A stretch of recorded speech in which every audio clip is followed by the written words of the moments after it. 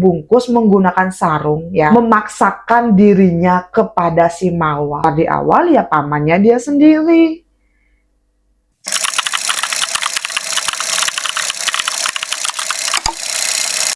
Wih, semutan kumpul ya ngerti ya di dijak saya. Jadi narasumber saya hari ini kita sebut saja namanya Gek Putu. Nah, Gek Putu ini 5 bersaudara dan dia adalah anak kelima. Gek Putu punya 4 kakak laki-laki yang semuanya sudah menikah dan juga punya rumah masing-masing. Menurut Gek Putu, orang tuanya ini sangat mapan dan juga sangat harmonis. Nah, dari kecil semuanya, Gek Putu tuh biasa sekali melihat bapaknya ini sangat bertanggung jawab kepada istri dan anak.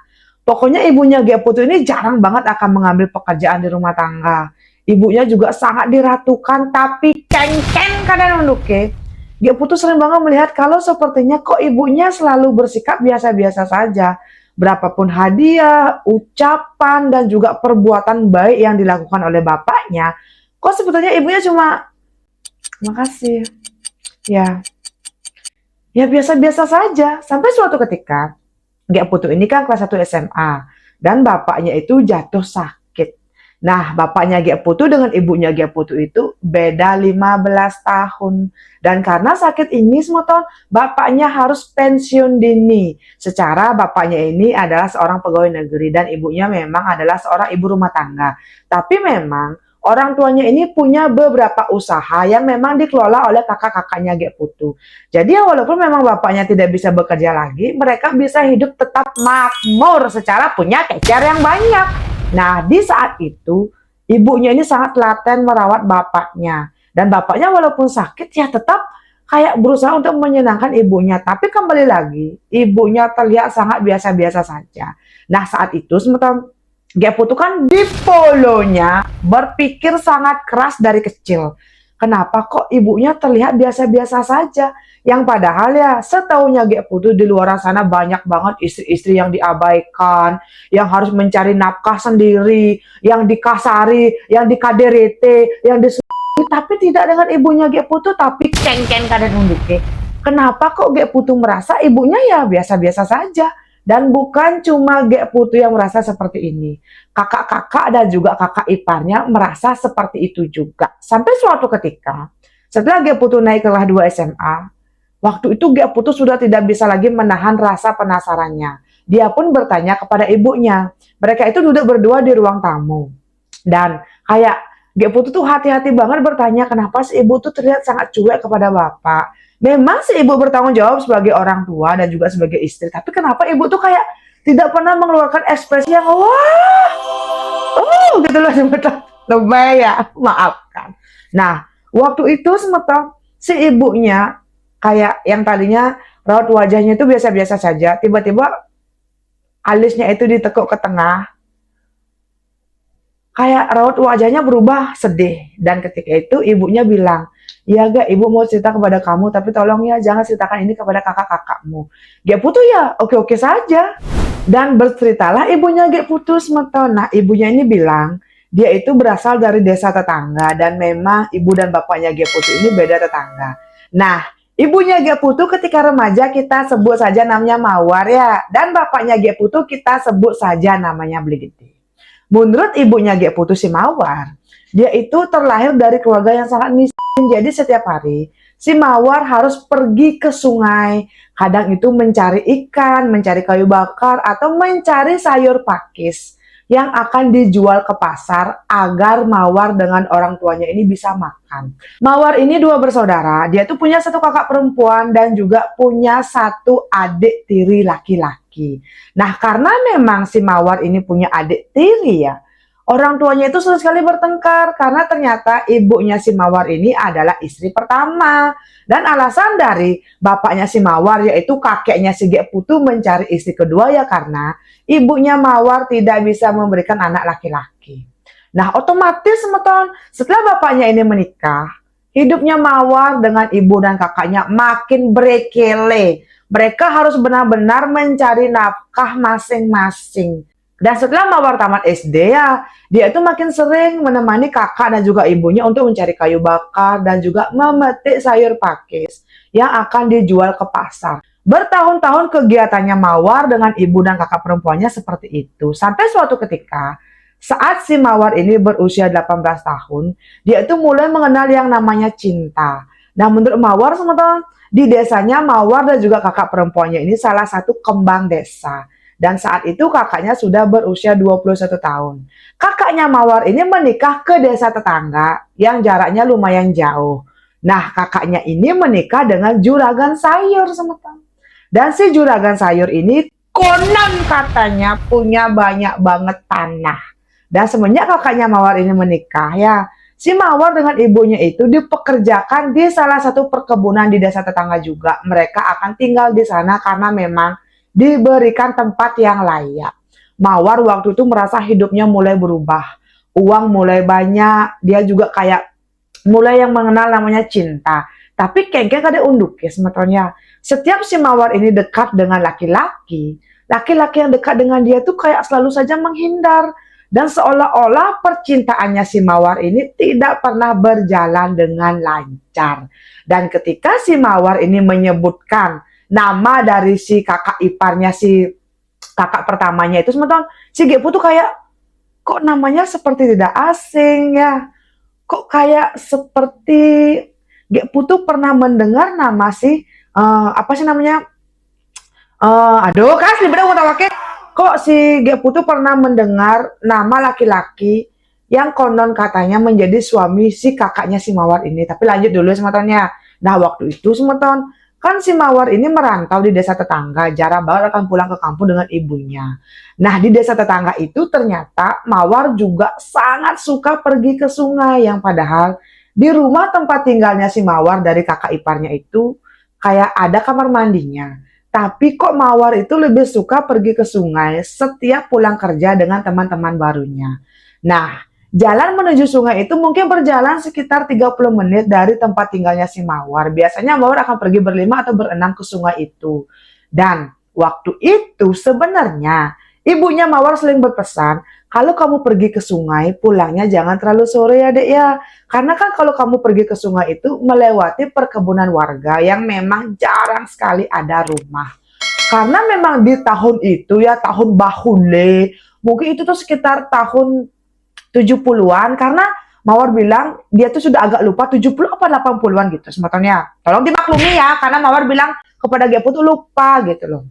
Nah, jadi ya dia tuh santai, tuh juga tidak pernah ada terjadi sesuatu hal yang aneh. Dia pun sering setiap pulang kerja akan pergi ke sungai dengan teman-temannya, kadang mencuci, kadang sekedar melali gitu loh. Sampai suatu ketika, itu tuh musim hujan. Mawar pergilah ke sungai dengan 3 orang temannya. Kita sebut saja namanya Putu, Kadek, dan Komang.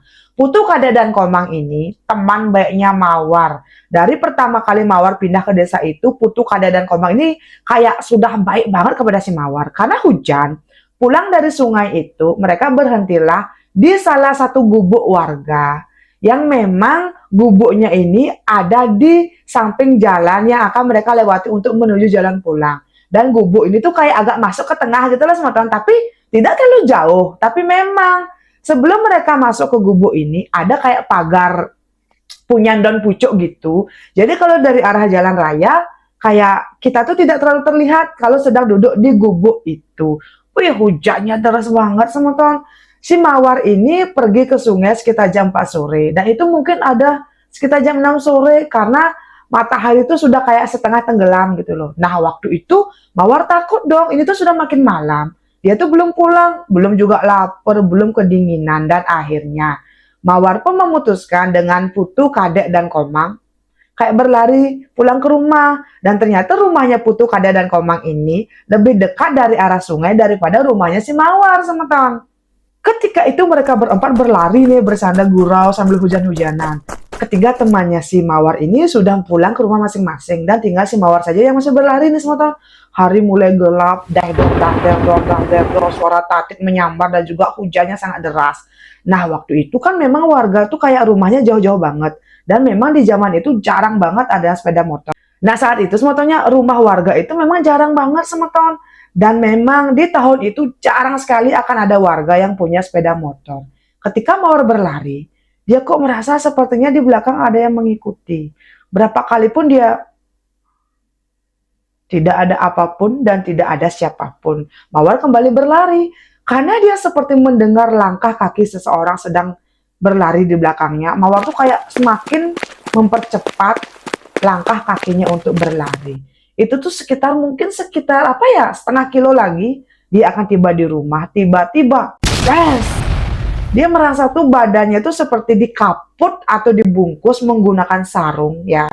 Mulutnya itu kayak ditutup menggunakan senteng dan matanya ditutup juga menggunakan sapu tangan.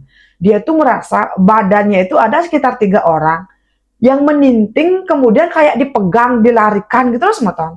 Waktu itu si Mawar tidak bisa bergerak karena badannya itu dibungkus menggunakan kain sarung, matanya ditutup menggunakan kayak sapu tangan atau apa waktu itu karena Mawar bilang juga lupa. Dan dia merasa badannya itu kayak sengsong-sengsong, diguncang-guncang kayak dibawa berlari oleh ketiga manusia ini. Dia merasa badannya itu sakit semua karena sepanjang dia tuh merasa dilarikan ya. Kok badannya itu seperti terkena kayu, ranting dan sebagainya. Dia berusaha untuk meronta-ronta, berusaha untuk berteriak tapi tidak bisa melakukan apapun. Nah, sampai akhirnya si Mawar merasa badannya itu sudah kayak didudukkan di suatu tempat tapi dia masih tidak bisa bergerak. Nah, ketika itu hujan sudah mulai reda. Dia tuh kayak berusaha untuk bergerak tapi tidak bisa sama sekali. Ketika itu Mawar mendengar ada suara orang banyak sekali di depan pintu. Dan dia juga mendengar ada suara pintu dibuka dan ditutup. Wih, semeton, dek dek dek dek dek dek dek dek. Mawar ngejar-ngejar dong. Nah, saat itu ternyata sapu tangan yang memang dipakai untuk menutup matanya si Mawar ini dibuka dan dihidupkanlah sembe sentir. Ayo, siapa di sini yang tidak tahu sembe sentir? Katro, ibu katro. Lanjut. Ketika matanya Gia Putu dikebengkan oleh si oknum yang sepertinya menculik dia.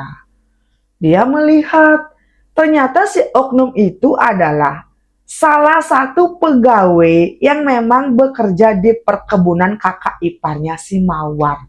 Kita sebut saja namanya Beli Gede. Dan ternyata saat itu Beli Gede bilang sangat mencintai Mawar dari pertama kali mereka bertemu. Waktu itu Mawar menangis meronta-ronta dan senteng yang digunakan untuk menutup mulutnya pun dibuka. Mawar bilang dia tidak suka dengan si Beli Gede, tolong lepaskan dia, lepaskan dia. Tapi Beli Gede bilang, dia tidak akan melepaskan si Mawar. Tolong Mawar mau menikah dengan dia. Mawar meronta-ronta, tapi karena badannya itu masih dikaput menggunakan sarung, dia kan kayak cuma meronta-ronta di tempat, tidak bisa berlari, tidak bisa bergerak. Nah, Beli Gede berkali-kali berjam-jam semeton minta, ayo dong Mawar menikah dengan saya. Kamu lo sudah dewasa, saya lo sudah dewasa juga, ayo kita menikah. Tapi berkali-kali Mawar sambil menangis, meminta, memohon, tolong lepaskan dia. Dia takut nanti ibunya paling ngalahin dia. Tapi mungkin karena si Beli Gede ini marah ya, ditolak berkali-kali oleh si Mawar. Akhirnya di malam itu semeton, Beli Gede memaksakan dirinya kepada si Mawar. Berkali-kali di malam itu. Ya, semeton. Mawar menangis, berteriak, meronta-ronta.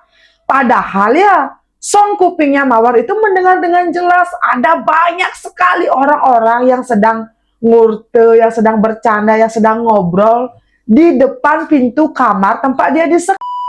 Tapi semakin Mawar ini meronta minta tolong, kok sepertinya orang-orang yang ada di luar tuh entah memang mendengar atau tidak mendengar atau pura-pura bongol. Malam itu semeton Mawar benar-benar kok gini. Saus merah ya bergenang semeton. Kok bergenang, menggenang sorry di atas tempat tidur karena memang si Mawar ini masih suci atau masih piriwin. Saat dia tuh kayak sudah tidak kuat lagi untuk melawan, sedangkan si Beli Gede ini kayak berkali-kali memaksakan dirinya kepada si Mawar ya. Mawar pun pasrah, dia pun diam. Dia tidak bisa bergerak sama sekali. Entah berapa kali si Beli Gede ini memaksakan dirinya kepada si Mawar.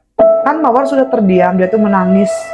Dia tuh sudah tidak menggunakan sehelai benang pun. Dia mendengar suara ayam berkokok, kukuruyuk, kukuruyuk. Kemungkinan itu sudah jam 5:30 pagi. Saat itu Beli Gede bangun dan mengajak si Mawar untuk mandi. Mawar pun meronta lagi, dia melawan. Pokoknya Beli Gede dicakar, digigit, ditendang, tapi Beli Gede cuma diam semetok. Beli Gede memang dipaksakan si Mawar sambil bilang, kita akan menikah, kita akan menikah. Saat si Mawar menceritakan ini ya kepada si Gek Putu, dia tuh menggigil. Air matanya tel. Itu tuh benar-benar seperti trauma yang masih sangat disimpan oleh si Mawar semetok. Nah ternyata setelah si Mawar ini digendong paksa dimandikan dan setelah keluar dari kamar mandi ya kembali dimasukkan ke dalam kamar. Datanglah seorang wanita dan ternyata si wanita ini adalah ibunya Beli Gede. Si wanita ini bilang keluarganya Beli Gede sudah mengirim surat kepada ibunya si Mawar yang bilang kalau Mawar akan kawin lari dengan Beli Gede. Mendengar ini semua, Mawar tidak bisa berkutik, dia tidak bisa bergerak, dia cuma terduduk sambil menangis. Menurut Mawar, di zaman itu ya kayak tidak lumrah kalau ada seorang wanita menginap di rumah laki-laki yang belum menikah, apalagi waktu itu kan memang si Mawar itu kesuciannya sudah diambil paksa oleh si Beli Gede. Jadi kalaupun Mawar menolak untuk dinikahkan dengan Beli Gede, itu hanya akan mencoreng nama baiknya si Mawar dan juga nama ibunya. Jadi mau tidak mau, Mawar pun akhirnya menikah dengan Beli Gede. Mawar menangis menyesali nasibnya. Tapi setelah Mawar menikah dengan Beli Gede benar-benar membuktikan janjinya. Dia tidak pernah selingkuh, tidak pernah KDRT, meratukan, menyayangi, mencintai si Mawar, si Beli Gede ini semetok. Dan di sana Gek Putu ingat kalau nama kakak ipar yang memang disebutkan oleh si Mawar di awal ya pamannya dia sendiri, suami dari bibinya. Dan ternyata setelah Gek Putu mencocok logikan ya ciri-ciri Beli Gede ya tidak lain tidak bukan ya bapaknya sendiri semetok.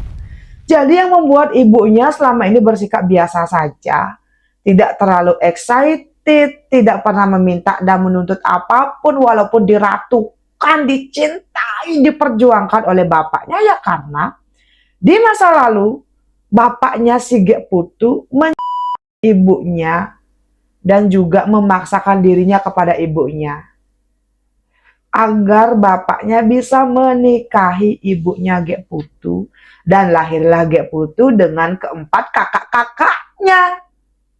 Kok gini semeton?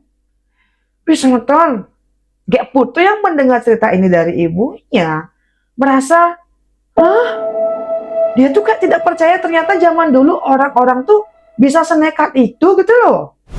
Saat itu ibunya menangis sesenggukan sambil memeluk badannya sendiri dan bilang, ibu tidak pernah menyesal punya kamu ataupun punya kakak-kakakmu, Gek. Ibu merasa senang dicintai dan juga diratukan oleh bapakmu. Tapi sampai detik ini, ibu belum bisa terima kenapa. Saat ibu berumur belasan tahun, ibu harus dipaksa seperti itu oleh bapakmu. Dan kenapa ibu harus mengalami itu semua, Dek? Kenapa? Bukannya ibu tidak cinta kepada bapakmu, tapi ibu masih belum bisa ikhlas. Dengan tragedi itu, ibu masih sangat trauma dan juga takut. Kenapa ini terjadi kepada ibu? Gek Putu menyesal sekali karena sudah bertanya kepada ibunya dan juga mengorek masa lalu ibunya. Akhirnya setelah itu Gek Putu tidak pernah lagi merasa gedeg dan juga marah kepada ibunya. Setiap ibunya itu bersikap biasa saja. Setiap diratukan, dirayakan, dipuji, disayangi, dicintai oleh bapaknya. Sampai saat ini yang tahu cerita ini cuma dia. Dia tidak pernah menceritakan ini kepada kakak ataupun kakak iparnya. Gek Putu tidak tahu semeton apakah ini salah atau tidak. Tapi yang jelas ya, Gek Putu benar-benar kagum kepada ibunya. Karena walaupun ibunya menikah dengan bapaknya dipaksa seperti itu ya, tapi ibunya sampai saat ini, kan bapaknya ini sudah mulai membaik ya, sudah bisa berjalan, sudah bisa ngomong sendiri gitu loh. Tetap bertahan, tidak kabur, tidak minta cerai gitu loh. Dan mungkin saja ibunya melakukan ini ya karena memang sudah jatuh cinta kepada bapaknya. Tapi mungkin ibunya masih sakit hati dan belum bisa terima dengan perlakuan dari bapaknya di masa lalu. Untuk sematanya sudah nonton ceritanya Ge Putu, coba komen. Kalian pernah nggak sih mendengar kebiasaan seperti ini? Kone ya, zaman dulu tuh orang-orang kalau mencintai kayak lawan jenisnya akan diculik, kemudian akan diinapkan, kemudian besoknya akan dikirim seseorang yang bilang mereka kawin lari. Komen dong, coba nih. Apa cuma di desanya si Mawar yang terjadi hal seperti ini? Karena menurut si Mawar waktu cerita kepada Ge Putu itu banyak banget kejadian-kejadian seperti itu di desa tetangga di zaman dia masih bajang. Nah, coba komen sama yang jelas, komen. Untuk Ge Putu sukses sekali ceritanya yang benar-benar kok kene. Dan Ge Putu sekali lagi bilang ya, Mawar lupa itu tahun berapa ketika dia diculik agar nanti tidak ada kontroversi. Kok kene kok gitu. Mawar tuh kayak saking traumanya jadi tuh tidak terlalu ingat untuk tahunnya, tapi untuk kejadiannya itu sampai detik ini masih sangat jelas mana semutan di otak dan di sanubarinya terbayang-bayang. Aduh ya Tuhan. Untuk Ge Putu sukses sekali untuk ceritanya dan semoga Ge Putu kayak apa ya semeton. Maaf, mutagan. Saya juga bingung lagi mau ngomong apa. Pokoknya terima kasih untuk Ge Putu untuk ceritanya yang berbayar ini. Semoga saya dan semeton bisa mengambil sisi positif dari ceritanya Ge Putu ini. Engken semeton engken, komen lah. Jangan lupa tinggalkan jejak dengan cara like, komen, dan subscribe.